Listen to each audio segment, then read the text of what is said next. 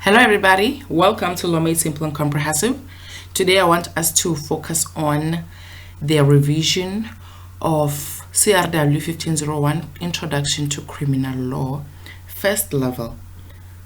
I know it's too early for revision, but sometimes I just get too busy and I end up not making these videos, and I know how important they are to you.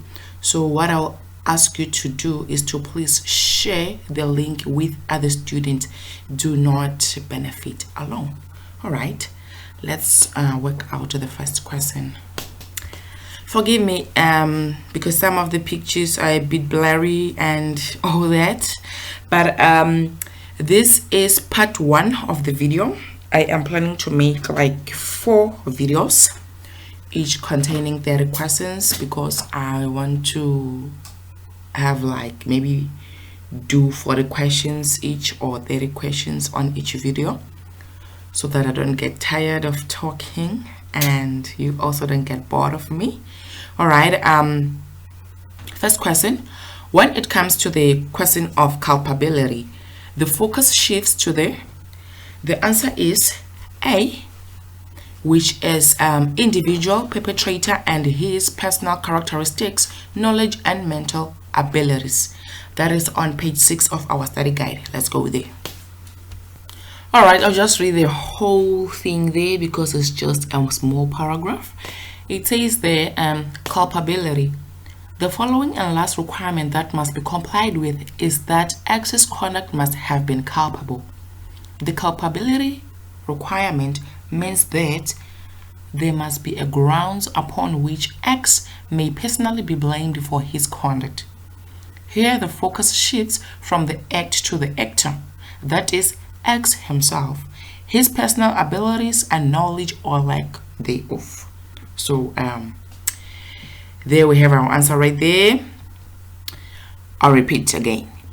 When it comes to the question of culpability, the focus shifts to the individual perpetrator and his personal characteristics, knowledge and mental abilities. So our answer is A. Yes, let's jump to question 2. Criminal capacity may be excluded by the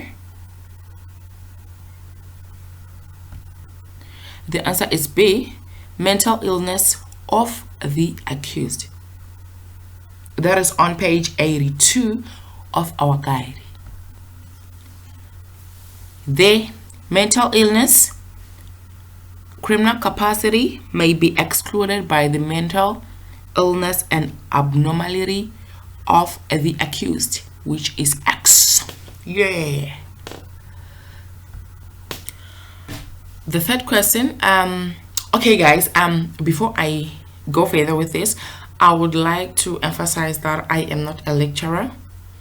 I am only a student who wants to help other students, because law is not a very simple faculty, if I can say that, more especially for a beginner. So that's why I try to do this. But if somehow you feel that I am not producing the correct content, or my answers are wrong and all that, please quietly look for the correct answers yourself. I'm just trying to say that I do not have the memorandum. I might also get some answers wrong.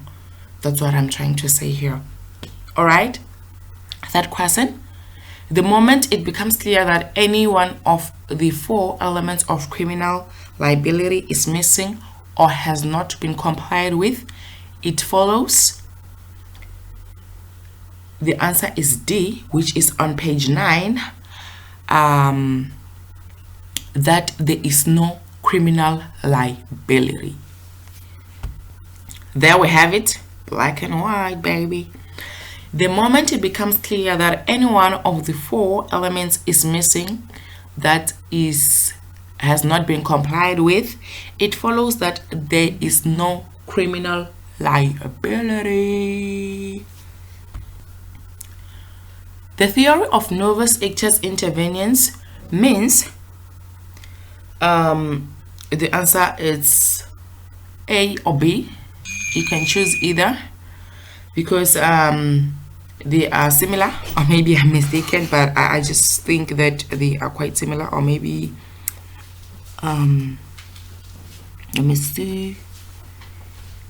Yeah, they are similar. They really are. So A says a new intervening event and is used to indicate. Oh, no, they're not similar. I am wrong. I really am wrong. Yes, the answer is A, not B. I made a mistake. I thought they were similar. So the answer is A, which is found on page 36 of our study guide. It says a new intervening event and is used to indicate that between X's initial act and the ultimate death of Y, another event has broken the chain of causation, preventing us from regarding X's act as the cause of Y's death. Let's go with it. Novus actus intervenens. This expression means new intervening event and is used to indicate that between X's initial act and the ultimate death of Y, another event which has broken the chain of causation has taken place, preventing us from regarding X's act as the cause of Y's death. Yeah, correct. Okay, regarding the requirement that a mistake must be material, which one of the following statement is correct? The answer is B, which says a mistake can exclude intention and therefore liability. That is on page 98 of our study guide. Guys, bear in mind that I am not going to be using any other material other than the study guide. Even when I don't say that study guide or something, when I just mention the page, just know that I am referring to the study guide because I won't be using any further material. It says that a mistake can exclude intention and therefore liability. Straightforward. Okay, this one is not clear enough for you to see. I'll just read it out. When it comes to conduct, merely thinking about doing something unlawful, the answer is B, which is not punishable. Thoughts are not punishable. That is on page 19 of our study guide. Thoughts not punishable. Merely thinking about doing something or even a decision to do it is not punishable. Okay, these are one of those awkward pictures which you cannot be able to see the question, but it's a very short question. I'll just read it out. A mental defect is usually present from an early age and is also of a permanent nature. B, that is our answer. It's on page 83 of our study guide. A mental defect is usually present from an early age and is characterized by a very low intellect and an inability to acquire basic social and behavioral skills.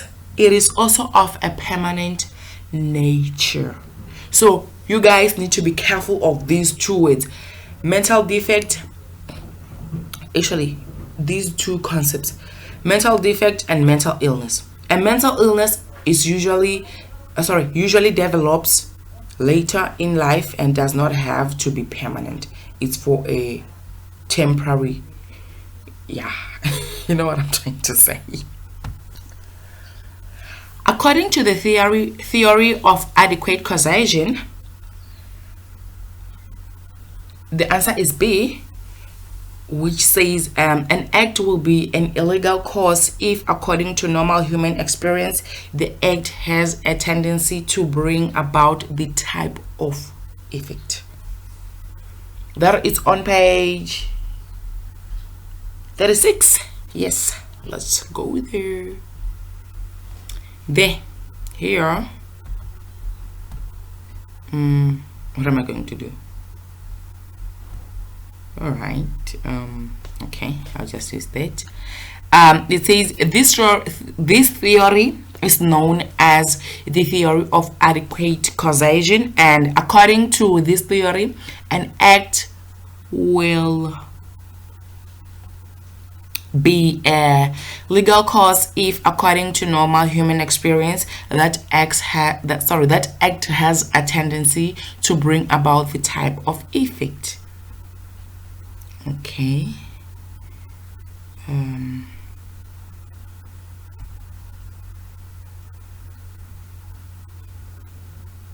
Okay, this one is also that type. The attack in private defense, the answer is B again, need not be directed at the defender. That is on page 49.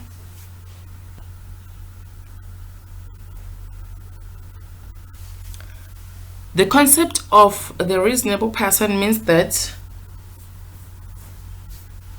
B, the personal characteristics of the person are not taken into account. That is on page 10 of 109. The concept of the reasonable person embodies an objective criterion. The personal characteristics of the person, such as his or her gender, race, emotional stability, education, superstitions, and beliefs, are not taken into account. So our answer is B.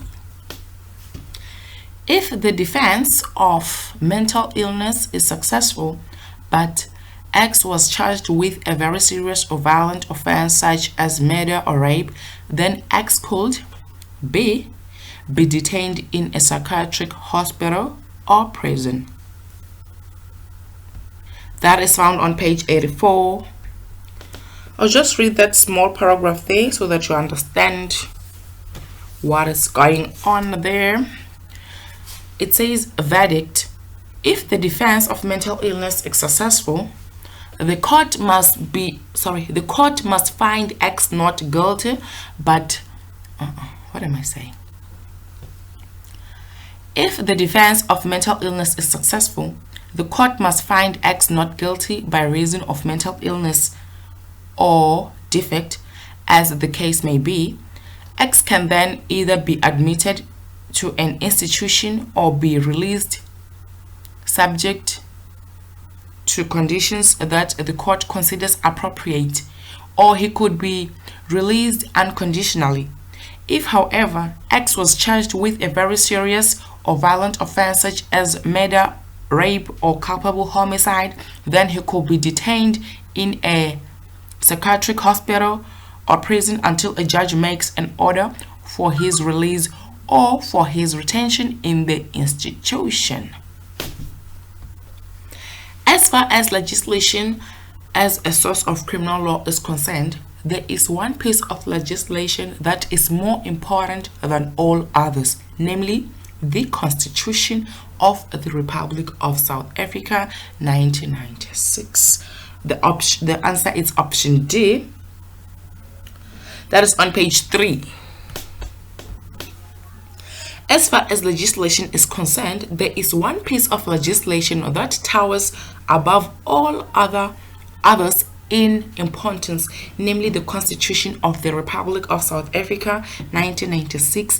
Chapter 2 of the Constitution contains of a Bill of Rights. That is on page 3 of the guide, guys. When proving X's intention, the type of weapon used by X is an example of, the answer is B, which is found on page 92 of the study guide. Option B says indirect proof of intention. Proof of intention, direct or indirect. The following are examples of indirect proof that may lead a court to infer or find that X acted intentionally. I'll just read all those options.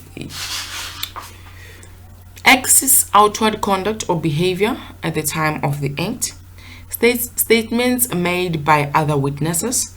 The type of weapon used by X. The seriousness of the injury inflicted by X. Whether the injury was fatal or not. Factors involving general human experience. So the answer is B. The type of weapon used by X is an example of indirect proof of intention. The element of culpability may be excluded because X lacked criminal capacity. That is on page 75 of the guide. Guys, you know the schools have closed. The ninjas are here. If you hear any noise, please forgive me. They're around. Culpability, on the other hand, may be excluded because X lacked criminal capacity or by some other ground excluding culpability, such as mistake. So according to our statement here, the only option that we have which is correct is C, which is X lacked criminal capacity. We do not have the mistake part, so C it is. Yo guys, I'm tired of this.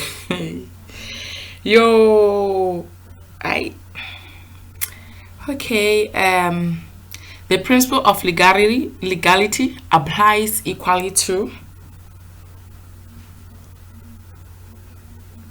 D, crimes and punishment. I found that on page 15 of the study guide. Yo guys, I feel like I can just give you the answers and the page numbers, then you check them for yourself. When am I going to get a rich question food? When dealing with the imposition of punishment, all rules that are contained in the principle of legality are equally applicable. The option D is the most correct among all those options given there. X will still be guilty of murder if he gives his terminally ill father a fatal dose of a drug in order to relieve his father of pain and suffering, since the answer is option A, which is X's motive is immaterial. That is on page 94. I believe I'll have to read the whole thing there so that you understand why I chose A as an option. What am I saying? A as an answer, not an option. Actually, guys. Okay, the distinction between motive and intention. Intention must not be confused with the motive for committing a crime. In order to determine whether X had intention, his motive is immaterial. For this reason, X will still be guilty of theft if he steals from the rich to give to the poor. At most, having a good, moral, or laudable motive may influence the degree of punishment. Similarly, when X administers a fatal drug to his father to release him from a long and painful illness, X is still guilty of murder since he had the intention to cause the death of another human being. X's motive, namely to relieve his father from pain, is not material and does not influence his intention. So I chose option A as the correct answer because as much as murder is an unlawful act, but according to the set of facts provided here, I thought that the the first option, which is option A, X's motive is immaterial, was the suitable answer for this particular question. I don't know what you think, but I go with that one. All right. Read the following statement and then choose the best option from the 3 options below to fill in the blank. The content of the Bill of Rights in Chapter 2 of the Constitution must obviously play an important role in deciding whether conduct is in conflict with the legal convictions or body laws of society. The answer is option B. That is the word that must be filled there. Bill of Rights in Chapter 2 of the Constitution. That is found on page 46 of the guide. I feel so much better now. I feel so much energetic. I decided to make a cup of coffee mixed with it's what, cocoa. Yeah, that chocolate making substance. All right. The contents of the Bill of Rights in Chapter 2 of the Constitution must obviously play an important role in deciding whether conduct is in conflict with the public policy or the community's perception of justice. Okay, guys, I am sure that you can see that my answers are the ones which are highlighted. That's where I am reading, because I cannot read the whole thing there, you know. So whatever that you see that is highlighted, that is the correct answer. That is what I am going to read. That is the actual thing, you know. So keep that in mind, eh? And please be on the lookout for like maybe 3 or 4 more videos. I think it will have to be 4 videos if I want to do all the questions that I have with me. Yeah, please look out for those kind of, no, I'll try to make 3. Yeah, just be on the lookout. Just subscribe so that you can be able to see when there's a new video, because these are very much crucial. These are important because they are a revision, and they are most of the questions that you're going to find on your exam.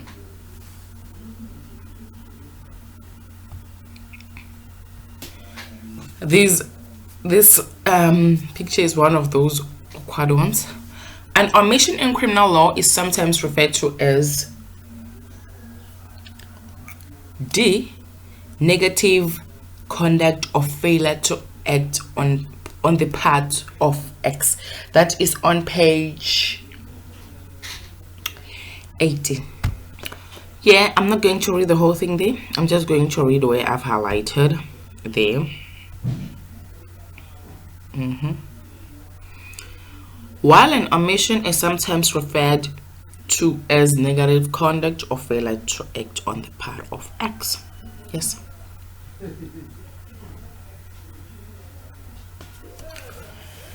While private defense is always the result of an unlawful human attack, necessity B may result from either an unlawful human act or from chance circumstances.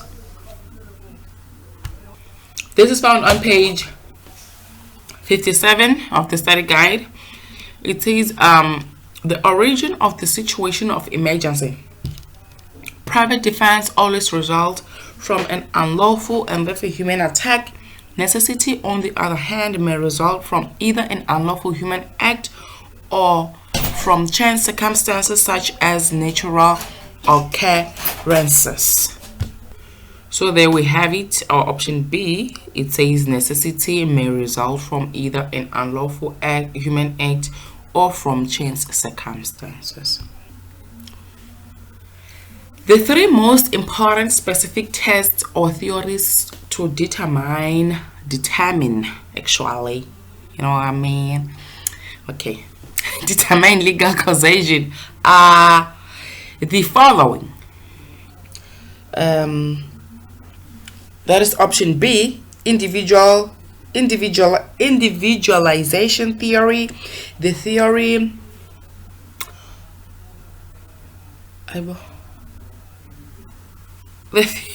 of adequate causation, and novus actus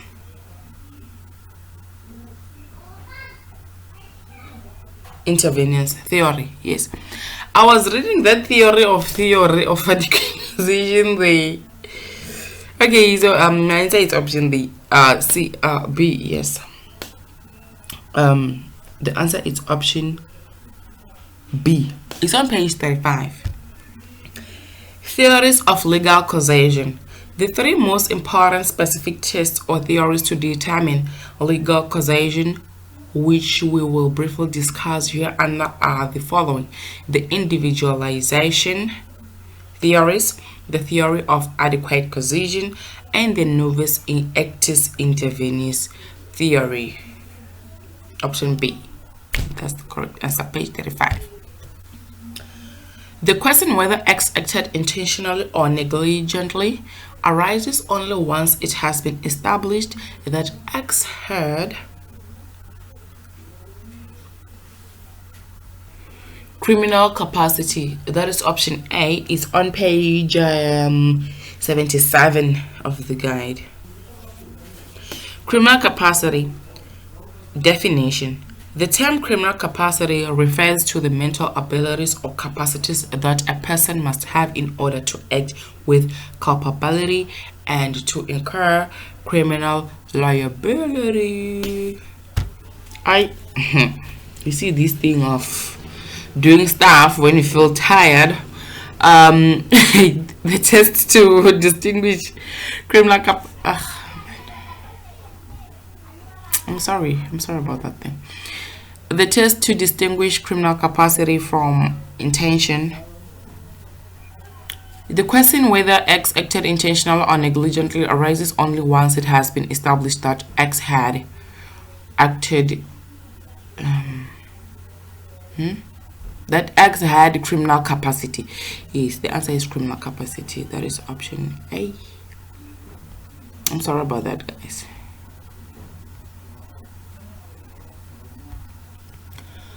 The contents of the common law can be found in primary sources such as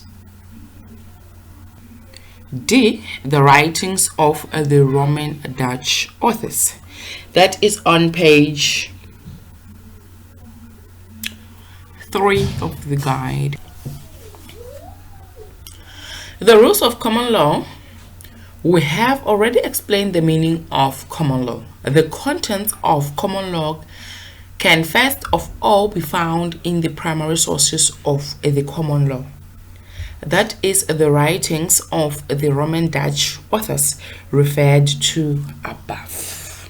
So our answer is option D, which is the writings of the Roman Dutch authors. X will still be guilty of theft if he steals from the rich to give to the poor, since X's motive is immaterial. That is option A.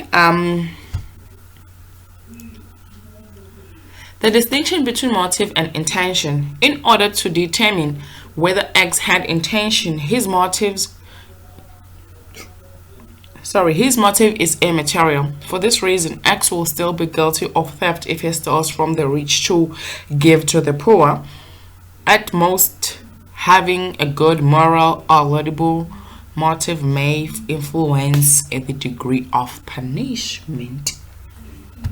So option A is the most answer which corresponds or meets to the set of facts given above. So that's why I chose option A as our answer.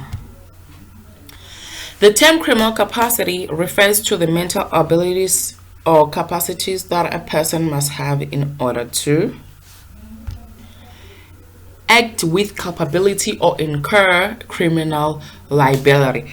This is the definition that I read earlier, which I made a mistake. I wasn't supposed to read this. I was supposed to read about the intention and the negligence of the criminal capacity stuff. So let's just go there on page 77 and read once more. Criminal capacity definition. The term criminal capacity refers to the mental abilities or capacities that a person must have in order to act with culpability and incur criminal liability. A crime is regarded as being directed against public interest and forms part of public law. Now look at this part of the table, the first part, the left hand side. It says there crimes and delicts, but we're going to read on the crimes part. Directed against public interest forms number 2, it forms part of public law. So our answer is option A.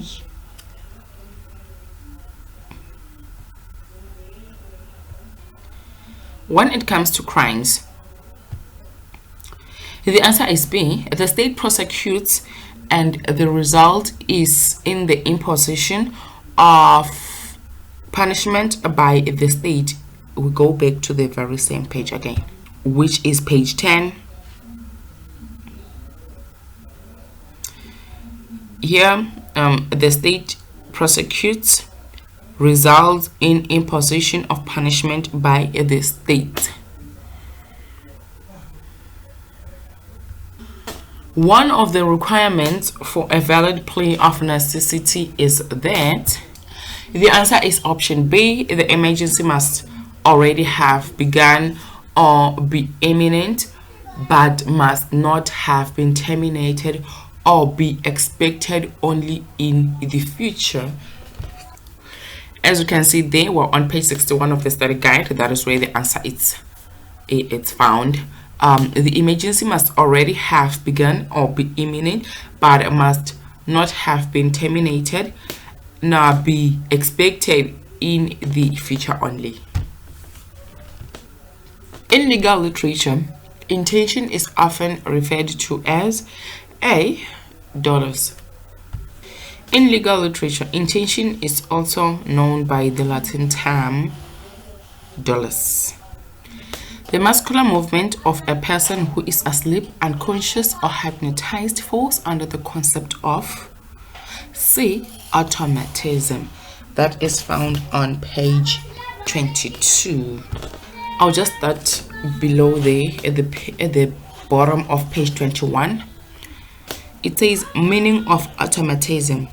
The third, and in practice the most important, instance in which the law does not regard the conduct as being voluntary is where a person behaves in a mechanical fashion, such as in the following instance: reflex movement, such as heart palpitations or a sneezing fit,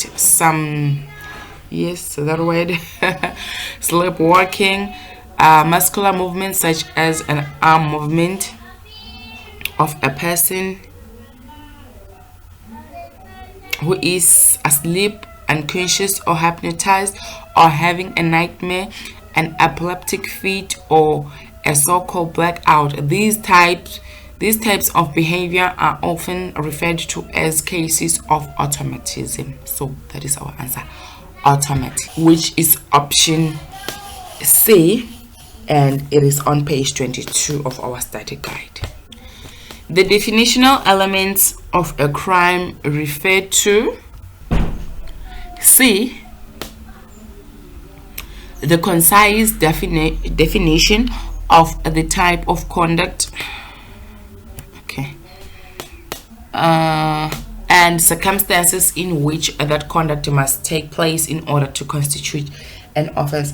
I found that on page 5 of the guide. What does the definitional elements of a crime mean? It is the concise definition of the type of conduct and the circumstances in which that conduct must take place in order to constitute an offense. According to the principle of legality, an accused cannot be convicted of a crime unless the conduct with which he has been charged is recognized as a crime in clear terms before the conduct took place. That is on page 14 of our study guide under the concept of principle of legality. Let's go there. Definition of the principle of legality. The following definition contains the most important aspect of the principle of legality. An accused may not be convicted of a crime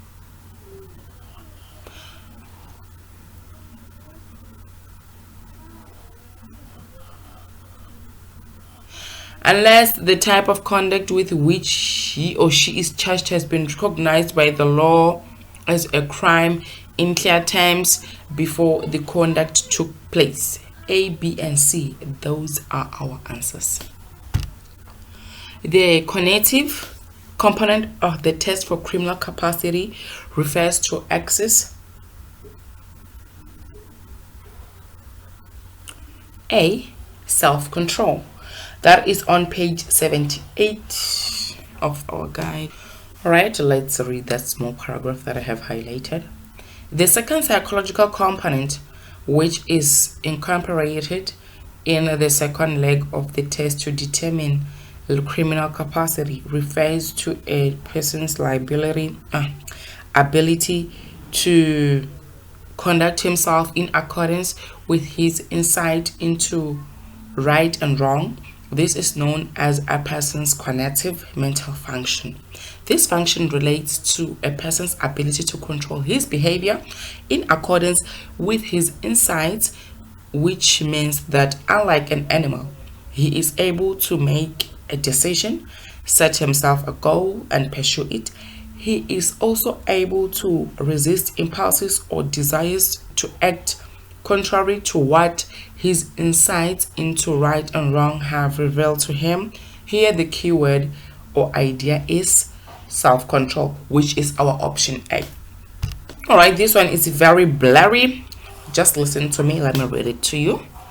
There are crimes in respect of which consent by the injured party is never recognized as a defense. Best known example is, the answer is option B, which is murder. Okay, there are crimes in respect of which consent by the injured party is never recognized as a defense. The best known example is murder. South African criminal law recognizes that children have sometimes B, not developed sufficiently to be able to distinguish between right and wrong.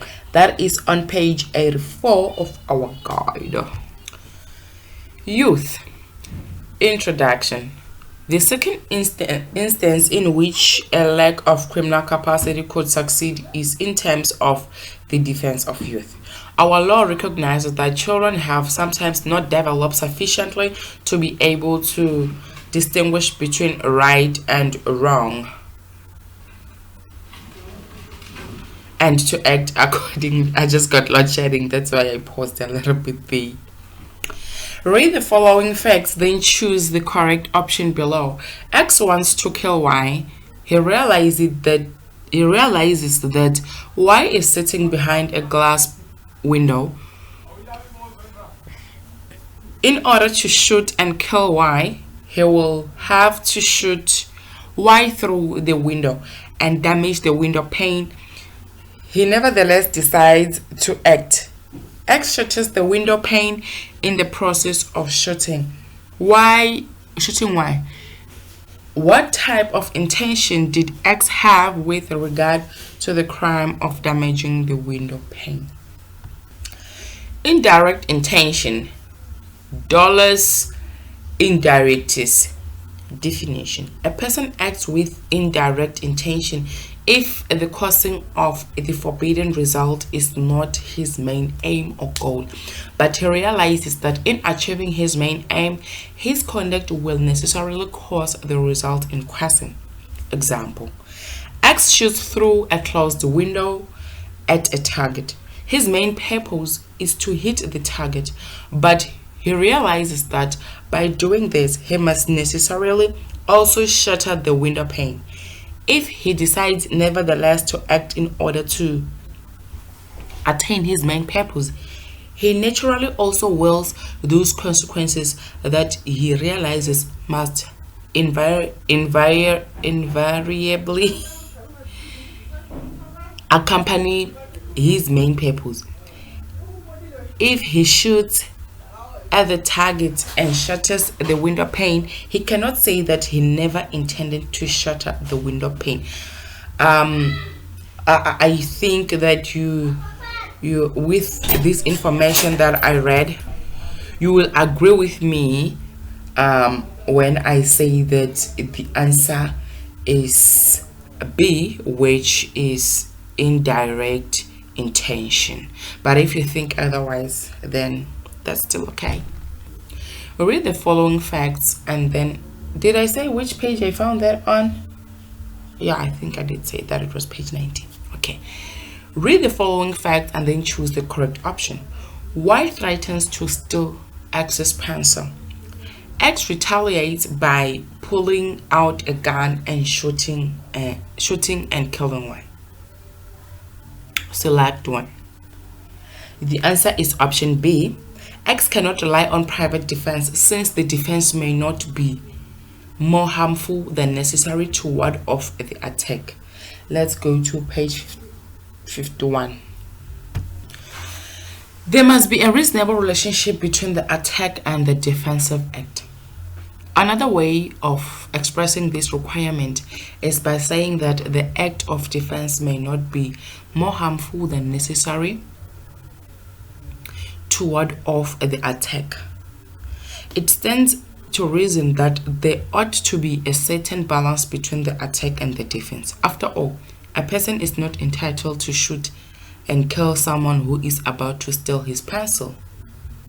There should be a reasonable relationship between the attack and the defensive act in light of the particular circumstances in which the event takes place. Yes. So our answer is option B. Read the following facts, then choose the correct option. X is a well-built young man. He threatens to stab Y, a friend or woman, if she does not hand her cell phone. If she does not hand her cell phone over to him, Y then hands the cell phone over to X. X is charged with robbery. The answer is C. X cannot rely on consent as a ground of justification, since consent must be given voluntarily without coercion as a result of violence or intimidation. Or we can also say the answer is option B. X cannot rely on consent as a ground of justification, since he should have obtained Y's express consent, not with those guns and everything. That is found on page 65. Aibo! Aibo, guys. I'm sorry. Yo, I'm really sorry. I thought I have paused. Okay, that is found on page 65 of the guide. Just go there, guys. I want to attend to the person that I'm shouting at over there. So sorry about that. Please be on the lookout for the next coming 3 videos of the same format. Thank you, and please do not forget to forward the link, share the link with other students. The aim is to pass.